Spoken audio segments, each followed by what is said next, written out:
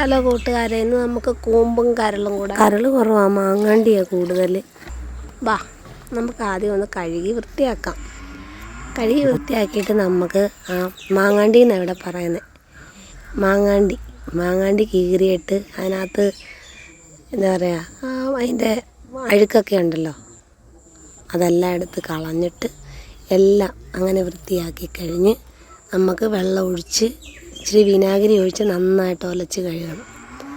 എന്നിട്ട് നമുക്കത് ചെറിയ ചെറിയ കഷ്ണങ്ങളാക്കാം.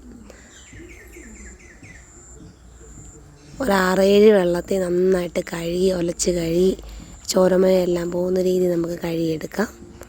ഫൈനലി നമുക്ക് വെള്ളം തോരാനായിട്ട് ഇഞ്ചി, വെളുത്തുള്ളി, തക്കാളി, പച്ചമുളക്, സവാള ഇത്ര എടുത്തേക്കുന്നത്.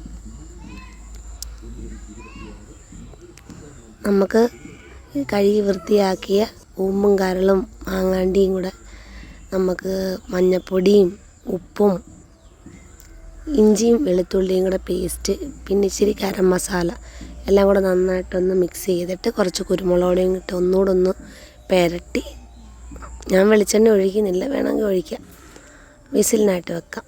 ഒരു 4-5 വിസിലടിച്ച് കഴിഞ്ഞും അതിൻ്റെ ആവിയും പോയി കഴിഞ്ഞിട്ട് നമുക്ക് ചട്ടി അടുപ്പത്ത് വെച്ച് കടുക് പൊട്ടിച്ച് സവാള അരിഞ്ഞത് അങ്ങോട്ടിട്ട്, പിന്നെ തക്കാളി, പച്ചമുളക്, കരിയാപ്പല, ആവശ്യത്തിനുള്ള ഉപ്പ്. മറ്റേതിനകത്ത് ഉപ്പ് ചേർത്തതായിരുന്നു വേവിച്ചപ്പോൾ, അതിനനുസരിച്ച് ഇവിടെ ചേർത്താൽ മതി. ഇഞ്ചി വെളുത്തുള്ളി പേസ്റ്റ് എല്ലാം കൂടെ ചേർത്ത് നന്നായിട്ടൊന്ന് മിക്സ് ചെയ്യുക.